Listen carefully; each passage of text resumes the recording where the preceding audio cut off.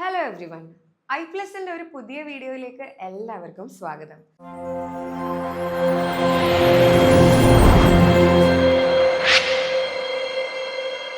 നമ്മളിത് ഡിസ്കസ് ചെയ്യാൻ പോകുന്നത് ലീഗൽ മെട്രോളജി ഇൻസ്പെക്ടറിന്റെ 2023 ക്വസ്റ്റ്യൻ പേപ്പർ സൊല്യൂഷൻസ് ആണ്.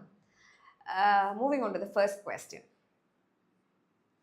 The smallest change in measured variable to which an instrument will respond is called dash. അതായത് ഞാൻ അത് ഈ ഓപ്ഷൻസിലുള്ള ഓരോ വാക്കുകൾ നിങ്ങൾക്ക് പറഞ്ഞു തരാം. ഏറ്റവും ആദ്യം കിടക്കുന്ന വാക്കാണ് റെസല്യൂഷൻ എന്ന് പറയുന്നത്.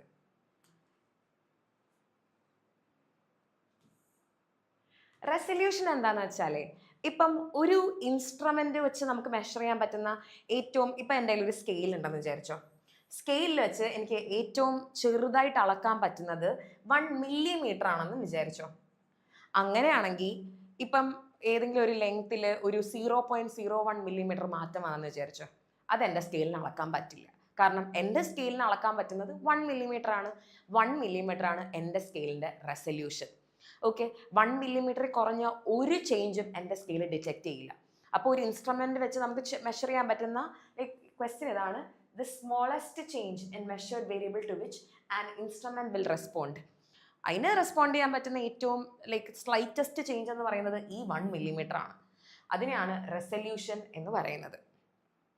അടുത്ത് പ്രിസിഷൻ. പ്രിസിഷൻ എന്താ വെച്ചാൽ ഞാനിപ്പം ഒരു ഇത് വിട്ടേരെ. ഓക്കെ, അടുത്ത പ്രിസിഷൻ. പ്രിസിഷൻ എന്ന് വെച്ചാൽ ഇപ്പം ഞാനൊരു സാധനത്തിൻ്റെ നീളം അളക്കാന്ന് വിചാരിച്ചോ. അപ്പം ഞാൻ ഈ ബോർഡിൻ്റെ നീളം അളന്നപ്പം ആദ്യം എനിക്കൊരു 98 സെൻറ്റിമീറ്റർ കിട്ടിയെന്ന് വിചാരിച്ചോ.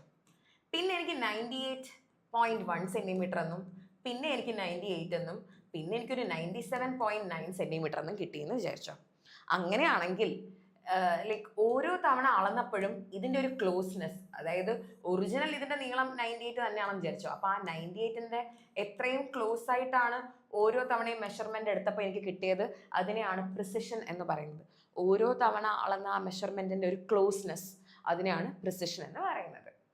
ഇനി മൂന്നാമത്തെ വാക്കെന്ന് പറയുന്നത് റിപ്പീറ്റബിലിറ്റി ആണ്. റിപ്പീറ്റബിലിറ്റി എന്ന് വെച്ചാൽ ഓരോ തവണയും അതേ വാല്യൂ തന്നെ കിട്ടി. അതായത് ഇപ്പം എനിക്ക് 98 സെൻറ്റിമീറ്റർ കിട്ടിയപ്പം പിന്നെ എനിക്ക് 98 തന്നെ കിട്ടി, പിന്നെ അളന്നപ്പം 98 തന്നെ കിട്ടി. അതായത് ഓരോ സമയത്തും സെയിം വാല്യൂ കിട്ടിയാൽ അതിനെയാണ് റിപ്പീറ്റബിലിറ്റി എന്ന് പറയുന്നത്. ഇനി ലാസ്റ്റ് വൺ സെൻസിറ്റിവിറ്റി എന്ന് വെച്ചാൽ ഇൻപുട്ട് മാറുന്നതിനനുസരിച്ച്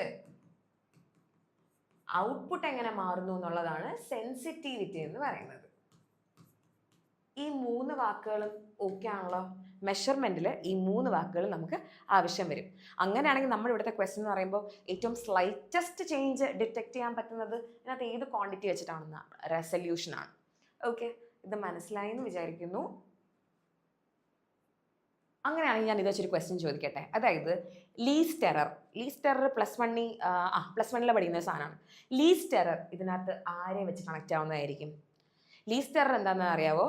The smallest measurement that can be measured by a device. ഒരു ഡിവൈസിനെ മെഷർ ചെയ്യാൻ പറ്റുന്ന ഏറ്റവും ചെറിയ ഏറ്റവും മിനിമം മെഷർമെൻറ്റിനെയാണ് ലീസ്റ്റ് കൗണ്ട് എന്ന് പറയുന്നത്. ലീസ്റ്റ് കൗണ്ട് ഇതിനകത്ത് ആരുമായിട്ട് ബന്ധപ്പെട്ടതായിരിക്കും? റെസല്യൂഷനായിട്ട് ബന്ധപ്പെട്ടതായിരിക്കും. അപ്പം ലീസ്റ്റ് കൗണ്ടിനോട് ചേർന്ന് നിൽക്കുന്ന വാക്കാണ് റെസല്യൂഷൻ.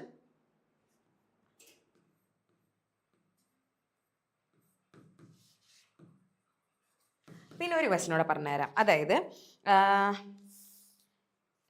ഒരു ഡിജിറ്റൽ വോൾട്ട് മീറ്റർ നമുക്ക് തരുന്ന റീഡിങ് 0.01 വോൾട്ട് ആണെന്ന് വിചാരിച്ചോ. 0.0 വോൾട്ട് വരെ അതിൻ്റെ റീഡിങ്സ് കാണിക്കാൻ പറ്റുന്നുള്ളൂ. അപ്പോൾ ഈ 0.01 വോൾട്ട് എന്ന് പറയുന്നത് ഇതിനകത്ത് ആരായിരിക്കും? റെസല്യൂഷൻ ആയിരിക്കും. ഇനി അടുത്ത ക്വസ്റ്റ്യൻ എന്ന് പറയുമ്പോൾ ഒരേ ഐഡൻറ്റിക്കൽ കണ്ടീഷൻ, അതായത് ബീറ്റ്, ടെമ്പറേച്ചർ, പ്രഷർ എന്താണെങ്കിലും ആയിക്കോട്ടെ, എല്ലാപ്പോഴും ഒരേ കണ്ടീഷനിൽ മെഷർ ചെയ്തിട്ടും ഒരേ വാല്യൂ തന്നെ കിട്ടുവാണെങ്കിൽ അതിനകത്ത് ഏത് കാര്യമായിരിക്കും? റിപ്പീറ്റബിലിറ്റി ആയിരിക്കും. പ്രിസിഷൻ എന്ന് പറഞ്ഞാൽ ഓർമ്മയുണ്ടല്ലോ അല്ലേ?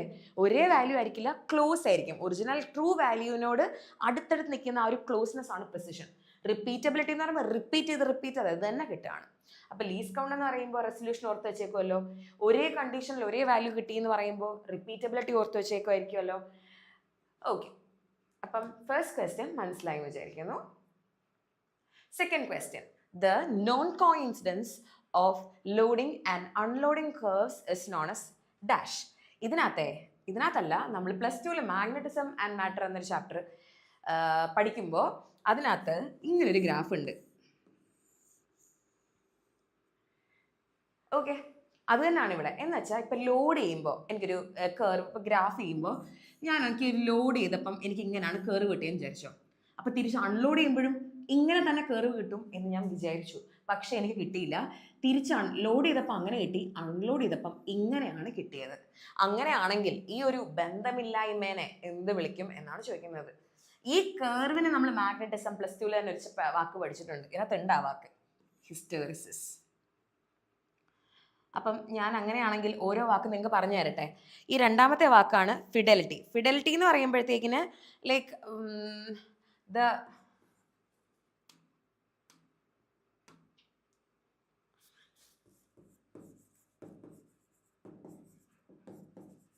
ability of an instrument to produce rapid changes in input. Reproduce rapid changes in input accurately. ഇതിനെയാണ് ഫിഡലിറ്റി എന്ന് പറയുന്നത്. ഹിസ്റ്റെറിസിസ് എന്ന് പറയുമ്പോഴത്തേക്കിന് നോൺ കോയിൻസിഡൻസ്, ലോഡിംഗ് ആണെങ്കിലും അൺലോഡിംഗ് ആണെങ്കിലും പോയ വഴി തന്നെ തിരിച്ചു വരാത്തതാണ് നോൺ കോയിൻസിഡൻസ് ഓഫ് കർവ്സ്. അതിനെയാണ് ഹിസ്റ്റെറിസിസ് എന്ന് പറയുന്നത്. ബാക്ക്ലാഷ്. ബാക്ക്ലാഷ് എന്താണെന്നറിയാവോ? ബാക്ക്ലാഷ് എന്ന് പറയുമ്പോൾ മൂവിങ് പാർട്സിനിടയ്ക്കുള്ള ഒരു ലൈക്ക് ലൂസ്നെസ് ആണ്. Looseness between moving parts of an engine machine. 1 second നോക്കട്ടെ. അതെ, looseness between moving parts of a machine. ഇതിനെയാണ് നമ്മൾ വിളിക്കുന്നത് ബാക്ക്ലാഷ് എന്ന്. ആൻഡ് ലാസ്റ്റ് വൺ ഡ്രിഫ്റ്റ് ആണ്. ഡ്രിഫ്റ്റ് എന്ന് പറയുമ്പോഴത്തേക്കിന് അതായത് ഒരേ ഇൻപുട്ട് കൊടുക്കുമ്പോഴും കോൺസ്റ്റന്റ് ഇൻപുട്ട് കൊടുക്കുമ്പോഴും ഔട്ട്പുട്ട് വേരി ചെയ്യുവാണെങ്കിൽ പല പല പല ഔട്ട്പുട്ട് കിട്ടുവാണെങ്കിൽ അതിനെയാണ് ഡ്രിഫ്റ്റ് എന്ന് പറയുന്നത്. ഡ്രിഫ്റ്റ് എന്ന് പറയുമ്പോൾ മനസ്സിലാവില്ലേ, മാറ്റം. അപ്പം ഈ 4 കാര്യങ്ങൾ ഓർത്ത് വെച്ചേക്കണം. ആൻഡ് നമ്മുടെ ഇവിടുത്തെ ആൻസർ എന്ന് പറയുന്നത് ഹിസ്റ്റെറിസിസ് ആണ്. ഓക്കെ ആണല്ലോ? ഇതുമായിട്ട് കണക്ട് ചെയ്ത് എന്തെങ്കിലും ക്വസ്റ്റൻ ഉണ്ടോ നോക്കട്ടെ. ഇല്ല, അത്രേ ഉള്ളൂ. അപ്പം നമ്മുടെ ഇവിടുത്തെ answer hysteresis. Moving on to the third question. The creep error occurs in dash. Creep error എന്ന് പറഞ്ഞാൽ എന്താണെന്നറിയാവോ? ക്രീപ്പ് എറർ എന്ന് വെച്ചാൽ ഫോർ എക്സാമ്പിൾ ലൈക്ക് ഇത് തന്നെയല്ല സാധനം, എന്നാലും ഞാൻ പറയുകയാണ്. ഇപ്പം നമ്മൾ വീട്ടിൽ കറണ്ട് ഉപയോഗിച്ചില്ലെങ്കിലും നമ്മുടെ മീറ്റർ കേടായിട്ട് സ്റ്റിൽ അതിനകത്ത് റീഡിങ് കാണിക്കുകയാണെന്ന് വിചാരിച്ചോ, അതിനെയാണ് ക്രീപ്പ് എറർ എന്ന് പറയുന്നത്. അതായത് ലോഡ് ഇല്ലെങ്കിൽ പോലും റീഡിങ് കാണിക്കുക. ഓക്കെ, അതിനെ വിളിക്കുന്ന പേരാണ് ക്രീപ്പ് എറർ. ഓക്കെ, ഒന്ന് എഴുതട്ടെ ഞാൻ. ക്രീപ്പ് എറർ ഇതാരാ ചെയ്യുന്നതെന്ന് അറിയാമോ? ഈ എനർജി മീറ്റർ ആണ് ചെയ്യുന്നത്. എനർജി മീറ്റർ എന്ത് ചെയ്യുന്നത് വെച്ചാൽ consumes a small amount of energy even if there is no load. Load ഇല്ലെങ്കിൽ പോലും ചെറിയൊരു രീതിയിൽ എനർജി കൺസ്യൂം ചെയ്യും.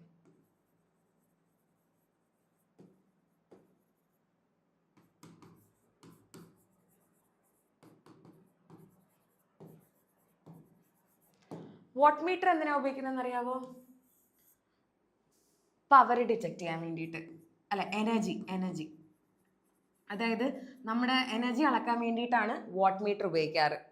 നമ്മുടെ വീട്ടിലൊക്കെ ഉപയോഗിക്കുന്നത് കിലോ വാട്ട് മീറ്റർ ആണ്, കിലോ വാട്ട് അവർ മീറ്റർ ആണ്. ഇത് വാട്ട് മീറ്റർ ഉള്ളു അല്ലേ? ഓ, ടൈമില്ല. അങ്ങനെയാണെങ്കിൽ പവർ തന്നെ ആട്ടോ. പവർ നമ്മുടെ വീട്ടിൽ കിലോ വാട്ട് അവർ മീറ്റർ ഉപയോഗിച്ച് നോക്കുന്നത് എനർജിയാണ്. ഇതൊന്ന് ഓർത്ത് വെച്ചേരെ. Dash is the commercial unit of energy. എനർജിയുടെ commercial unit kilo watt hour meter ആണ്. കിലോ വാട്ട് അവർ ആണ്. കിലോ വാട്ട് അവർ അത് അളക്കുന്ന മെഷീനാണ് kilo watt hour meter. Like ഞാൻ വൃത്തിയായിട്ട് എഴുതരാം. അപ്പം എനർജി മീറ്ററിൽ ഉണ്ടാകുന്ന എററാണ് ക്രീപ്പ് എറർ. ക്രീപ്പ് എറർ എന്താണെന്ന് മനസ്സിലായല്ലോ? എന്ന് വെച്ചാൽ ലോഡ് ഇല്ലെങ്കിൽ പോലും ചെറിയ രീതിയിൽ എനർജി കൺസ്യൂം ആകും. അതിനെയാണ് ക്രീപ്പ് എറർ എന്ന് പറയുന്നത്. ക്രീപ്പ് എറർ കാണിക്കുന്നത് എനർജി മീറ്റർ ആണ്. വാട്ട് മീറ്റർ എന്ന് പറയുമ്പോൾ വാട്ട് എന്ന് പറയുമ്പോൾ പവറിന്റെ യൂണിറ്റ്. അപ്പം പവർ അളക്കാനാണിത്. ഇത് പറഞ്ഞപ്പോഴാണ് നമുക്ക് കിലോ വാട്ട് അവർ മീറ്റർ എന്തിനാണ് ഉപയോഗിക്കുന്നതെന്ന് അറിയാമോ? കിലോ വാട്ട് അവർ മീറ്റർ നമ്മൾ ഉപയോഗിക്കുന്നത് എനർജി മെഷർ ചെയ്യാൻ വേണ്ടിയിട്ടാണ്. ഇനി കിലോ വാട്ട് അവർ എന്ന് പറയുന്നത് എനർജിയുടെ കൊമേഴ്ഷ്യൽ യൂണിറ്റ് ആണ്. Commercial unit of energy. എനർജിയുടെ SI യൂണിറ്റ് അറിയാവോ? എല്ലാവർക്കും അറിയാമായിരിക്കണമല്ലോ. എനർജിയുടെ SI യൂണിറ്റ് ആണ് ജൂൾ.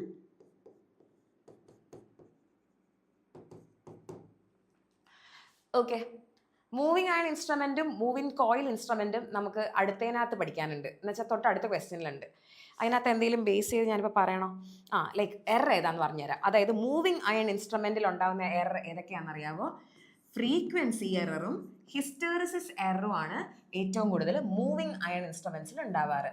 ഫ്രീക്വൻസി എററും ഹിസ്റ്ററിസിസ് എററും, ഈ രണ്ട് എററാണ് മൂവിങ് അയൺ ഇൻസ്ട്രുമെൻസിൽ ഉണ്ടാവുക.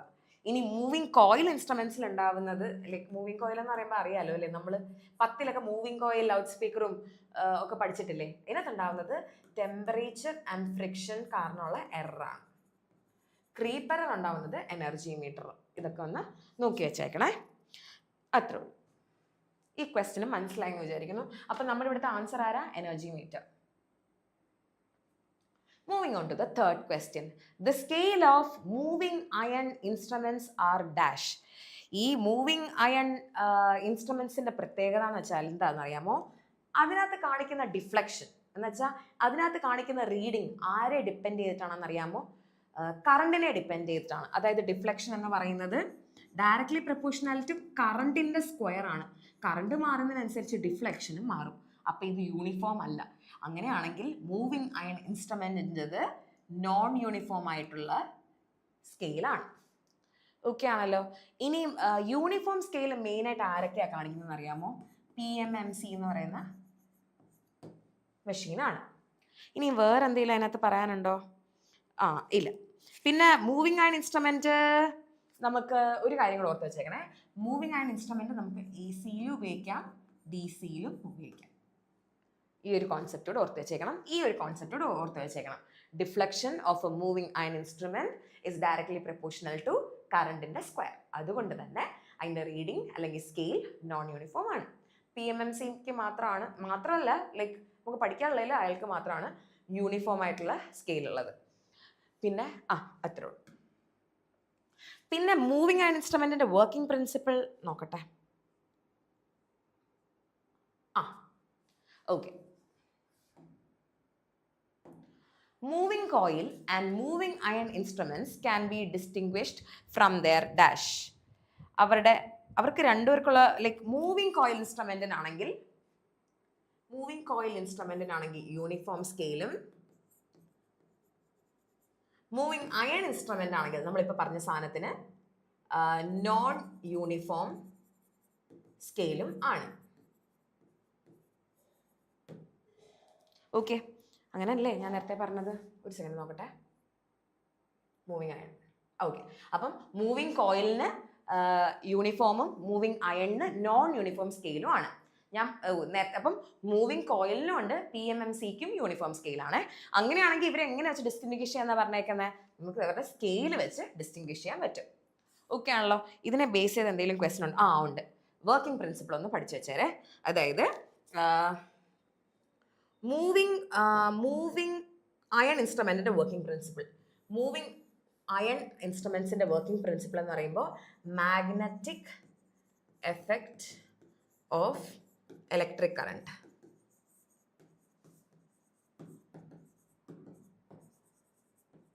The working principle of moving iron instrument ആണ് magnetic effect of electric current. അതായത് കറണ്ട് പോകുന്ന ഏതൊരു സാധനത്തിനും അതിൻ്റെ ചുറ്റും ഒരു മാഗ്നറ്റിക് ഫീൽഡ് ഉണ്ടാകും. അതിനെയാണ് മാഗ്നറ്റിക് എഫക്റ്റ് ഓഫ് കറണ്ട് എന്ന് പറയുന്നത്. മനസ്സിലായോ? അതായത് ഇപ്പം എൻ്റെ ഈ സാധനത്തിൽ എൻ്റെ ഈ പെന്നിൽ കൂടെ കറണ്ട് പോയിക്കൊണ്ടിരിക്കുകയെന്ന് വിചാരിച്ചോ. അപ്പം സാധാരണ രണ്ട് മാഗ്നറ്റ് അടുത്ത് വെക്കുമ്പോൾ രണ്ടുപേരുടെയും മാഗ്നറ്റിക് ഫീൽഡ് കാരണം ഇവരിങ്ങനെ ഡിഫ്ലക്റ്റ് ചെയ്യില്ലേ? അതേസമയം ഒരു സാധനത്തെ കൊണ്ട് കണ്ടക്ടറെ കൂടെ കറണ്ട് പോകാമെന്ന് വിചാരിച്ചോ. കറണ്ട് പോയിക്കൊണ്ടിരിക്കുമ്പോൾ ഞാൻ വേറൊരു മാഗ്നറ്റിനെ അതിൻ്റെ അടുത്ത് കൊണ്ടുവച്ചാൽ ഇവർ തമ്മിൽ ഡിഫ്ലക്റ്റ് ചെയ്യും. ഒരു മാഗ്നറ്റ് ഡിഫ്ലക്റ്റ് ചെയ്യണമെങ്കിൽ അടുത്ത് ആര് കാണണം? ഒരു മാഗ്നറ്റ് കൂടെ കാണണം. അപ്പോൾ കറണ്ട് ക്യാരി ചെയ്യുന്ന ഒരാളുടെ ചുറ്റും മാഗ്നറ്റിക് ഫീൽഡ് ഉണ്ടാവും. ഓക്കെ, അപ്പം അതാണ് magnetic effect of electric current എന്ന് പറയുന്നത്. ഇത് മനസ്സിലായി എന്ന് വിചാരിക്കുന്നു. Moving on to question number 6. For measuring very low resistance, which one of the following bridge is used? ഏറ്റവും കുറവ് വെരി ലോ റെസിസ്റ്റൻസ് മെഷർ ചെയ്യാൻ നമുക്ക് ഏതാ ഉപയോഗിക്കേണ്ടതെന്ന്? നമുക്ക് ഉപയോഗിക്കേണ്ട ഏത് ബ്രിഡ്ജാണെന്ന് അറിയാമോ? നമുക്ക് കെൽവിൻ ബ്രിഡ്ജാണ് ഉപയോഗിക്കേണ്ടത്. കെൽവിൻ ബ്രിഡ്ജാണ് ഏറ്റവും ലോ റെസിസ്റ്റൻസ് മെഷർ ചെയ്യാൻ വേണ്ടിയിട്ട് ഉപയോഗിക്കുന്നത്. വീസ്റ്റൻസ് ബ്രിഡ്ജ് നമ്മൾ പഠിച്ചിട്ടുണ്ട് +2 കറണ്ട് ഇലക്ട്രിസിറ്റിയിൽ. വീസ്റ്റൻസ് ബ്രിഡ്ജും അൺനോൺ റെസിസ്റ്റൻസ് കണ്ടുപിടിക്കാൻ തന്നെയാണ്. പക്ഷേ ഇത്രയും ചെറിയ റെസിസ്റ്റൻസ് അത് മെഷർ ചെയ്യില്ല. ഒരു മീഡിയം ലെവൽ റെസിസ്റ്റൻസ് ആണ് അത് മെഷർ ചെയ്യാൻ പോകുന്നത്. ഇനി മാക്സ്വെൽസ് ബ്രിഡ്ജും ഹേ ബ്രിഡ്ജും ഒരേ കാര്യമാണ് മെഷർ ചെയ്യാൻ പോകുന്നത്, ഇൻഡക്റ്റൻസ്. ഓക്കെ ആണല്ലോ. അപ്പം റെസിസ്റ്റൻസ് എന്ന് പറഞ്ഞാൽ എന്താണെന്ന് അറിയാമായിരിക്കുമല്ലോ. റെസിസ്റ്റർ കറണ്ടിനെ തടസ്സം നിൽക്കുന്നതാണ് റെസിസ്റ്റൻസ് എന്ന് പറയുന്നത്. ഇൻഡക്റ്റൻസ് എന്ന് പറഞ്ഞാൽ അറിയാമായിരിക്കുമല്ലോ. ഇൻഡക്ടർ കൊടുക്കുന്ന റെസിസ്റ്റൻസിനെ വിളിക്കുന്ന പേരാണ് ഇൻഡക്റ്റീവ് റിയാക്റ്റൻസ്. സോറി, ഇത് ഇൻഡക്റ്റൻസ് ആണ്. ഇൻഡക്റ്റൻസ് എന്ന് പറയുമ്പോൾ like the ability of an inductor to store charge, അതിനെയാണ് ഇൻഡക്റ്റൻസ് എന്ന് പറയുന്നത്. അപ്പോൾ ഇൻഡക്റ്റൻസ് മെഷർ ചെയ്യാൻ വേണ്ടിയിട്ടാണ് മാക്സ്വെൽസ് ബ്രിഡ്ജും ഹേ ബ്രിഡ്ജും, ലോ റെസിസ്റ്റൻസ് മെഷർ ചെയ്യാൻ കെൽവിൻ ബ്രിഡ്ജും, മീഡിയം റെസിസ്റ്റൻസ് മെഷർ ചെയ്യാൻ വീസ്റ്റൻസ് ബ്രിഡ്ജും ആണ്. നോക്കട്ടെ, അതിനകത്ത് ഇനി ഏതെങ്കിലും ക്വസ്റ്റ്യൻ പറയാനുണ്ടോ? ഇല്ല. അതിനകത്ത് ഒരു ബ്രിഡ്ജോടെ നമുക്ക് പഠിച്ചാലോ? ഷെയറിംഗ് ബ്രിഡ്ജ് അടുത്ത ക്വസ്റ്റ്യൻ ഉണ്ടാവണം. ഉണ്ട്. Okay, inductance can be measured by which one of the following bridge. ഈ ക്വസ്റ്റ്യൻ നമുക്ക് ഡിലറ്റഡ് ആണ്, പക്ഷെ ഞാൻ എന്നാലും ഓരോ കാര്യമായിട്ട് പറഞ്ഞുതരാം. ഓക്കെ, ഇതിനകത്ത് മാക്സ്വെൽസ് ബ്രിഡ്ജ് മാക്സ്വെൽസ് ബ്രിഡ്ജ് നമ്മളിപ്പോൾ പറഞ്ഞതേ ഉള്ളൂ. മാക്സ്വെൽസ് ബ്രിഡ്ജ് ഇൻഡക്റ്റൻസ് അളക്കാനാണ് ഉപയോഗിക്കുന്നത്.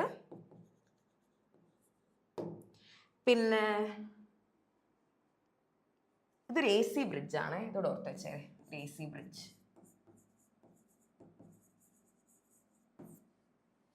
ഓക്കെ, പിന്നെ ഇത് ഏതുണ്ട്? ഓവൻ ബ്രിഡ്ജ് ഉണ്ട്. ഓവൻ ബ്രിഡ്ജ് എന്ന് പറയുന്നത് ഇൻഡക്റ്റൻസ്, അതും ഇൻഡക്റ്റൻസ് ആണ്.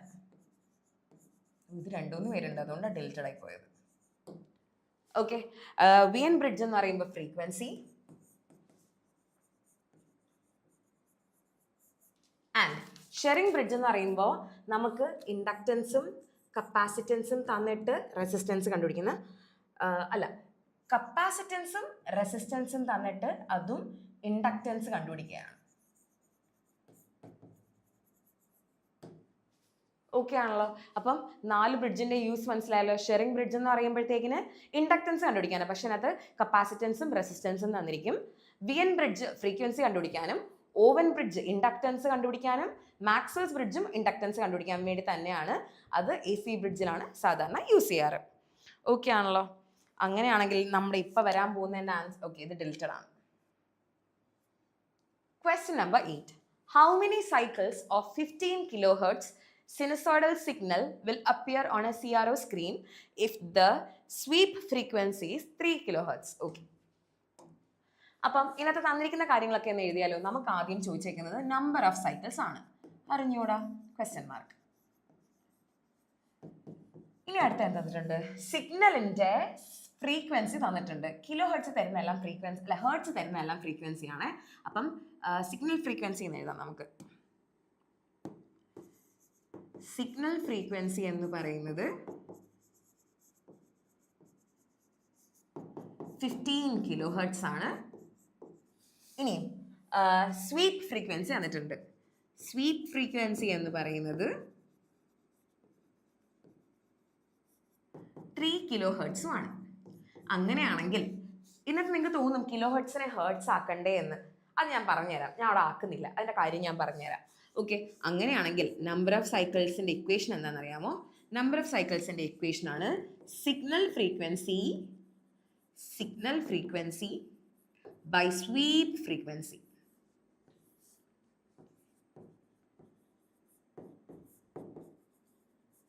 അപ്പം സിഗ്നൽ ഫ്രീക്വൻസി എന്ന് പറയുന്നത് 15 ആണ്, സ്വീപ്പ് ഫ്രീക്വൻസി എന്ന് പറയുന്നത് 3 ആണ്. രണ്ടും കിലോ ഹെർട്സിലാണ് കിടക്കുന്നത്. രണ്ടും ഒരേ യൂണിറ്റ് ആണ്. ക്യാൻസലായി പൊക്കോളും. ആൻസർ 3. യൂണിറ്റ് ഇല്ല കേട്ടോ. ഞാനിപ്പോൾ എന്തുകൊണ്ടാണ് കിലോ ഹെർട്സിനെ ഹെർട്സ് ആക്കാത്തതെന്ന് മനസ്സിലായല്ലോ. ആക്കിയാലും വെട്ടിപ്പോവുള്ളൂ, 1000 വെട്ടിപ്പോവുള്ളൂ. അതുകൊണ്ടാണ് ഞാൻ ചെയ്യാത്തത്. ഈ കോൺസെപ്റ്റ് മനസ്സിലായെന്ന് വിചാരിക്കുന്നു. നമ്പർ ഓഫ് സൈക്കിൾസ് വെച്ചിട്ട് ഇനി നിങ്ങൾ ചിലപ്പോൾ നമ്പർ ഓഫ് സൈക്കിൾസ് വന്നിട്ട് സ്വീപ്പ് ഫ്രീക്വൻസി വയ്ക്കായിരിക്കും, അല്ലെങ്കിൽ signal frequency വയ്ക്കായിരിക്കും.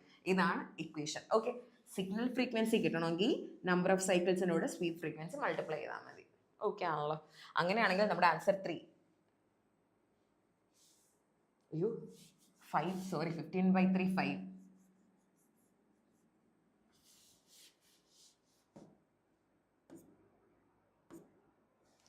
In a dual beam oscilloscope, there are 2 separate vertical inputs and 1 set of horizontal deflection plate.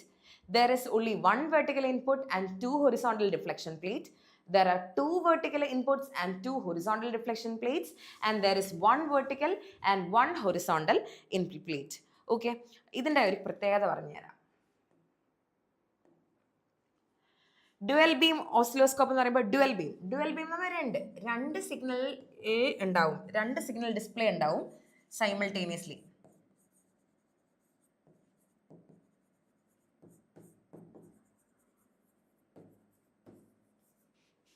Okay, ഇനി അതുപോലെ തന്നെ അതായത് 2 ഇൻപുട്ടും കാണും, ഒരു ടൈം ഡിസ്പ്ലേയും കാണും. അങ്ങനെയാണെങ്കിൽ നിങ്ങൾക്ക് ആൻസർ മനസ്സിലായി കാണുമല്ലോ. The option is 2 separate vertical inputs and 1 set of horizontal deflection plate. Okay, അതാണ് ഡ്യുവൽ ബീം ഓസിലോസ്കോപ്പ്. അതിനെ ബേസ് ചെയ്ത് എന്തെങ്കിലും ക്വസ്റ്റ്യൻ ഇല്ല, അങ്ങനെ ബേസ് ചെയ്ത് ക്വസ്റ്റ്യൻ ഒന്നുമില്ല. Question number 10. A 1000 kilohertz sinusoidal voltage is applied to both X and Y inputs of a CRO. Which one of the following waveform will appear on its screen? രണ്ടുപേരും ഒരേ like frequency ആണ്. Okay, അങ്ങനെയാണെങ്കിൽ okay, ഞാൻ നിങ്ങൾക്ക് ഒരു code പഠിപ്പിച്ചു തരാം. ഈ കോഡ് എഴുതിയെടുത്തു. അതായത് ഫേസ് ആംഗിളിൻ്റെ വ്യത്യാസവും ആംപ്ലിറ്റ്യൂഡിൻ്റെ ബന്ധം അനുസരിച്ച് നമുക്ക് വേവ് ഫോം മനസ്സിലാവും.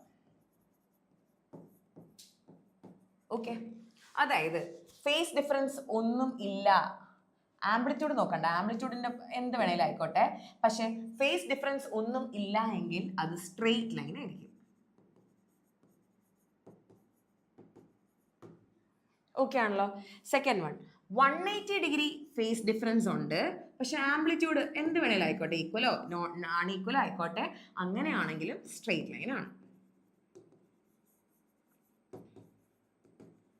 ഇനിയും ഫേസ് എന്ന് പറയുന്നത് 0 ഡിഗ്രിയുടെയും 180 ഡിഗ്രിയുടെയും അകത്ത് ഏത് വേണേലും ആയിക്കോട്ടെ, പക്ഷെ ഒരു കണ്ടീഷൻ ഉണ്ട്. ഇതിന് ആംപ്ലിറ്റ്യൂഡ് ഓക്കെയാണ്, ആംപ്ലിറ്റ്യൂഡും ഏത് വേണേലും ആണെങ്കിൽ ഇതിൻ്റെ ഷേപ്പ് എലിപ്സ് ആയിരിക്കും. ഓക്കെ ആണല്ലോ. ഇനി ലാസ്റ്റ് വൺ, ഫേസ് ഡിഫറൻസ് 90 ഡിഗ്രിയും ഇനിയും ഇൻപുട്ടിൻ്റെ എല്ലാം ആംപ്ലിറ്റ്യൂഡ് സെയിമും ആണെങ്കിൽ അതെന്ത് വേവ് ഫോം ആണെന്ന് അറിയാമോ? സർക്കുലർ വേവ് ഫോം ആയിരിക്കും. ഓക്കെ, അങ്ങനെയാണെങ്കിൽ നമുക്ക് ഈ കോഡ് വെച്ചൊന്ന് ട്രൈ ചെയ്ത് നോക്കിയാലോ. അതായത് ഫേസ് ഡിഫറൻസ്, ഇവിടെ ഫേസ് ഡിഫറൻസിനെ പറ്റി അവരൊന്നും പറയുന്നില്ല, ഫേസ് ഡിഫറൻസ് ഇല്ല എന്നുള്ള രീതി തന്നെയാണ് അവർ പോയിക്കൊണ്ടിരിക്കുന്നത്. 1000 hertz sinusoidal voltage, sinusoidal voltage ആണ്. Okay, is applied to both X and Y inputs of a CRO. Which one of the following waveform will appear on its screen? Straight line. Okay ആണല്ലോ.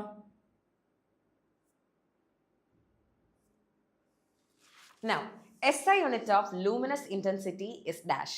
ഞാൻ നിങ്ങൾക്ക് ഇതിനകത്ത് നമുക്കറിയാലോ എത്ര fundamental quantities ഉണ്ടെന്ന് അറിയായിരിക്കുമല്ലോ. 7 fundamental quantities ആണുള്ളത്. മാസിൻ്റെ യൂണിറ്റ് അറിയാലോ, കിലോഗ്രാം, ലെങ്ത്തിൻ്റെ യൂണിറ്റ് മീറ്റർ, ടൈമിൻ്റെ യൂണിറ്റ് സെക്കൻഡ്, ടെമ്പറേച്ചറിൻ്റെ യൂണിറ്റ് കെൽവിൻ, ലൂമിനസ് ഇൻറ്റൻസിറ്റിയുടെ യൂണിറ്റ് കാൻഡല.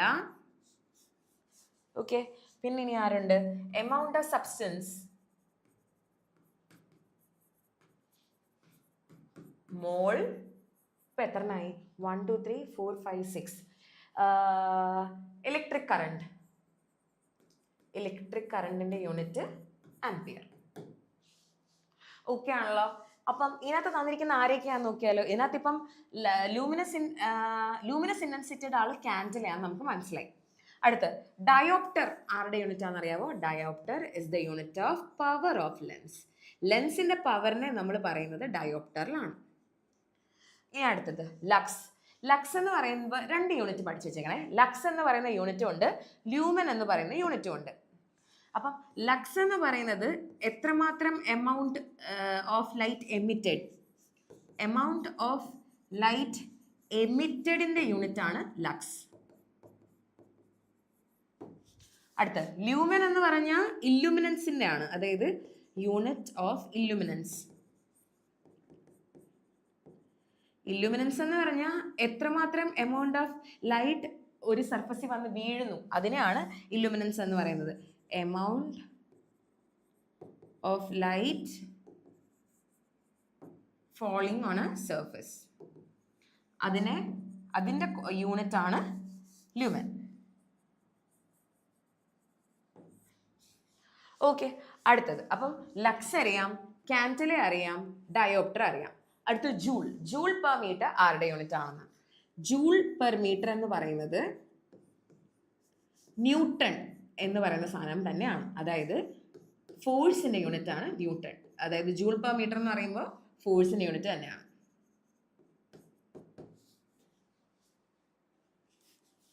അപ്പം നമുക്ക് ഇതിനകത്ത് ആൻസർ വരാൻ പോകുന്നത് കാൻഡിലയാണ്.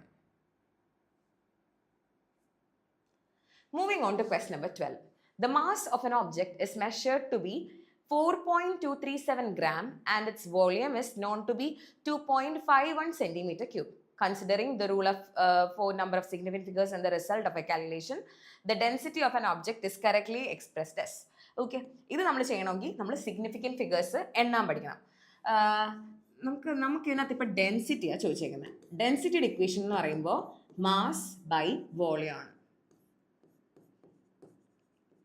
ഇവിടെ മാസ് എന്ന് പറയുന്നത് 4.237 ഗ്രാമും വോളിയം എന്ന് പറയുന്നത് 2.51 സെന്റിമീറ്റർ ക്യൂബും ആണ്. എന്തിനാണെന്നറിയാമോ? മൾട്ടിപ്ലിക്കേഷനോ ഡിവിഷനോ വരുമ്പോൾ രണ്ട് നമ്പേഴ്സും ഡിവൈഡ് ചെയ്തിട്ട് ഏറ്റവും കുറവ് സിഗ്നിഫിക്കൻറ്റ് ഫിഗേഴ്സ് ആർക്കാണോ ഉള്ളത് അത്രയും നമ്പറിലോട്ട് ആ ആൻസറിനെ എത്തിക്കണം. ഓക്കെ, അങ്ങനെയാണെങ്കിൽ നമുക്കിവിടെ ഡെൻസിറ്റിയുടെ ആൻസർ വരാൻ പോകുന്നത് 1.688 gram per centimeter cube എന്നാണ് വരാൻ പോകുന്നത്. ഇവിടെ നമുക്ക് ഏറ്റവും കുറവ് സിഗ്നിഫിക്കൻറ്റ് ഫിഗേഴ്സ് ഉള്ളത് ഏതിട്ടാവില്ല? ഇവിടെ 1, 2, 3, 4 4 സിഗ്നിഫിക്കൻറ്റ് ഫിഗേഴ്സ് ഉണ്ട്. ഇവിടെ 1, 2, 3 3 സിഗ്നിഫിക്കൻറ്റ് ഫിഗേഴ്സേ ഉള്ളൂ. അങ്ങനെയാണെങ്കിൽ നമ്മൾ ഇതിനെ 3ലോട്ട് മാറ്റണം. അതായത് 1, 2, 3 നമുക്ക് ഇത്രയും വരെ മതി. അപ്പം ഇവിടെ ഈ നമ്പർ കഴിഞ്ഞിട്ട് 8 അല്ലേ കിടക്കുന്നത്. 5 above ഏത് നമ്പർ വന്നാലും എന്ത് ചെയ്യണമെന്ന് അറിയാമോ? ഇവിടെ നമ്മൾ ഒരു നെക്സ്റ്റ് നമ്പറിലോട്ട് ആക്കണം.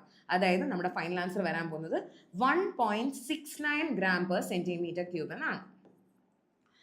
1.69 gram per centimeter cube എന്നാണ്.